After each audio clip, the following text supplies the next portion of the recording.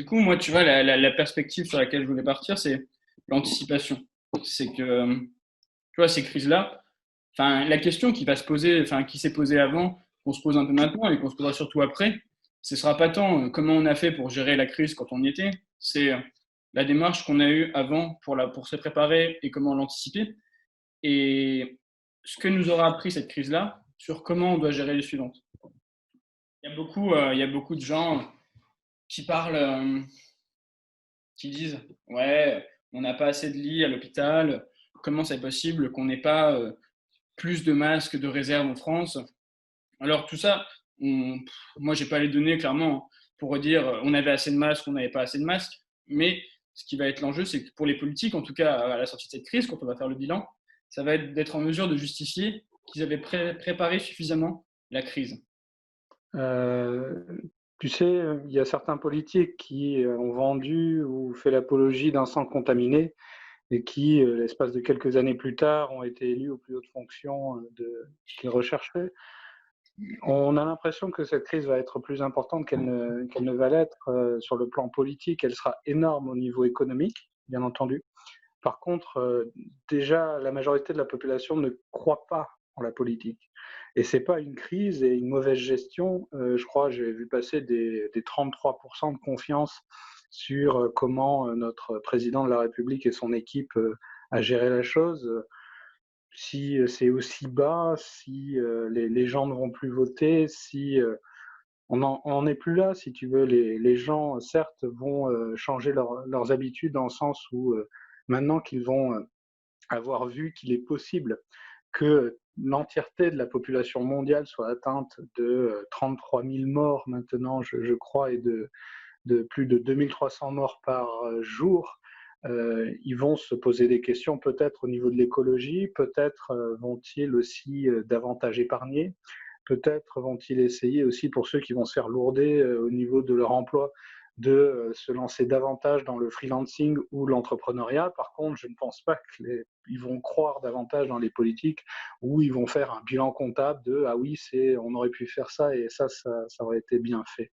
Là, j'ai écouté un podcast de Jean Rivière, que tu sais que j'aime beaucoup, ce matin, qui disait qu'il est actuellement à Varsovie, la capitale de la Pologne, dans un Airbnb, et qu'ils ont commencé le déconfinement il y a déjà plusieurs jours, voire une semaine, et que là-bas, tout le monde a un masque. On le distribue comment dire, dans les pharmacies. Il y a même des distributeurs de masques en libre accès sur la voie publique. Il y a eu, je crois, c'est de l'ordre de quelques pourcents par rapport au cas français. Il y a très, très peu de coronavirus. Alors il faut savoir une chose, qu'il y a une unicité de la population, polonaise. Je crois que les chiffres, c'est 90 ou 95 se déclarent, catholiques et pratiquants. Plus de 85 des personnes en Pologne sont polonaises de souche. Donc il y a beaucoup moins de passages peut-être et de voyages entre les pays. Mais au final, si tu veux, ils vont être totalement déconfinés. Il n'y a pas d'histoire d'âge, de quand on fait ça, et cetera. Ils ont un gouvernement d'extrême droite heu, depuis plusieurs mandats qui, comment dire, a fait que les libertés sont un peu moins présentes. Par contre, ils ont un exécutif extrêmement fort qui a dit, «Voilà comment on va faire et voilà comment ça a été fait». Non, je ne pense pas que la crise du coronavirus va faire quelque chose au niveau, de nos politiques. Non, la vraie question, c'est, comment les jeunes en politique que nous souhaitons aider, vont pouvoir capitaliser sur ce changement de situation, économique, qui est par contre là une réalité, et comment la mentalité des gens qui va être plus sur le protectionnisme, et à la fois plus sur le protectionnisme et à la fois à prendre davantage de risques parce que, tout simplement, ils auront plus le choix. Heu, Comment, nos jeunes en politique pourraient, essayer de surfer sur la vague qui est celle-ci? Hmm. Ouais, c'est clair. Mais tout à l'heure, en naviguant un peu sur le web, je suis tombé sur YouTube sur une vidéo de David Laroche qui parlait de la crise économique qui allait arriver et qui disait qu'il y avait plein de grosses boîtes qui s'étaient créées, General Motors, et XY, j'ai plus en tête les noms, qui s'étaient créés au moment de grosses crises économiques.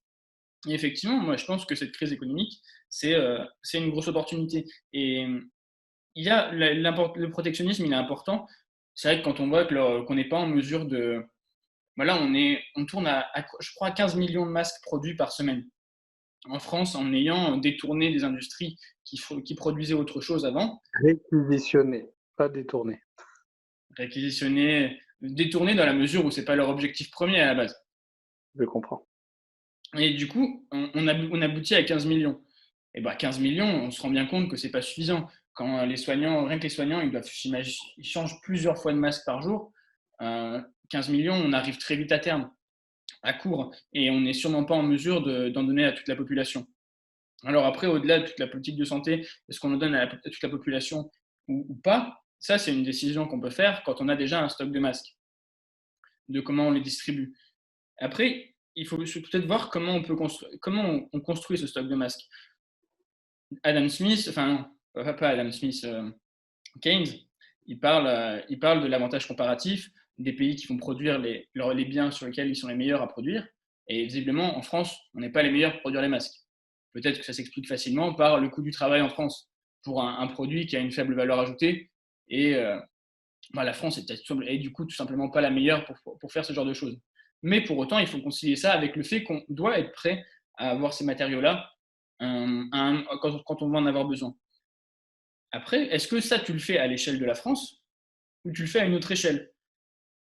Il y a des débats Europe, pas Europe. L'Europe, c'est un ensemble qui, en plus, actuellement, l'Europe, c'est un espace qui est un peu confiné ensemble. Même si les frontières, là, c'est pas tip-top en ce moment. Ce qu'on sait, c'est que les flux entre l'Europe et le reste sont fermés. Et du coup, c'est peut-être cet espace-là sur lequel on devrait tabler pour avoir une production qui puisse, en fait, servir à tous, servir à pallier, pendant ces moments-là. Alors tu sais que Keynes et Ricardo sur l'avantage comparatif ont tout mon cœur, en effet. Euh, Tu parlais de David Laroche aussi au niveau de l'entrepreneuriat. Il y a une autre citation de quelqu'un que je suis et qui m'a beaucoup appris à connaître davantage le domaine du digital marketing, qui s'appelle Aurélien Hamaker, et qui avait cette citation, la crise, c'est ce qui touche ceux qui font comme tout le monde. Parce qu'au final, là, moi qui suis dans le domaine de l'entrepreneuriat, on atteint des records de dingue de plusieurs dizaines de milliers d'euros investis en pub Facebook par client, qui font des x2 à x3 en termes de revenus, et on parle de millions de chiffres d'affaires. Et là, il y a seulement un mois qui vient de passer en termes de confinement. Et donc, là où, bien sûr, il y a beaucoup de personnes qui sont lourdées par leur emploi et de difficultés, de personnes qui n'ont demandé rien à personne, ceux qui font partie du monde de l'entrepreneuriat et qui sont très adaptables et très à l'écoute du marché ont tout de suite vu comment dire, les opportunités. J'ai aussi beaucoup de copains qui investissent dans les crypto-monnaies et eux ont commencé à le faire il y a 5 ans. Et là, actuellement, ceux qui parlent des défauts de certaines des plus grosses banques européennes et mondiales, il y a davantage de personnes qui se tournent vers les crypto-monnaies. Ceux qui hésitaient avant, eh bien, n'hésitent plus et s'y mettent à investir. Et donc, le cours, soit il s'est déjà envolé parce que je ne regarde pas avec attention, soit il va s'envoler. Et là, les copains, ils sont en train de se faire des couilles en or. Donc la crise, c'est quelque chose qui arrive à ceux qui font, entre parenthèses, comme tout le monde. Et l'idée, c'est justement d'essayer d'avoir un emploi adaptable. On disait avant que le fait d'être salarié, c'était la sécurité, surtout en France. En parlant de sécurité et de santé, d'ailleurs, toujours ce matin, Jean Rivière disait que ça mettait en lumière le fait que l'énorme taux d'imposition en France, qui se justifiait par une sécurité sociale, par la santé pour tous, etc., bah justement, là, on voyait qu'au niveau des masques, au niveau des hôpitaux, c'était pas forcément si justifié que ça, le fait qu'on ait un des plus grands taux d'imposition en France et dans le monde, quand on regarde qu'en Pologne, eh bien, il y a quelques pourcents de cas avérés, que tout le monde a un masque et que le taux d'imposition de la Pologne est loin d'être celui de la France.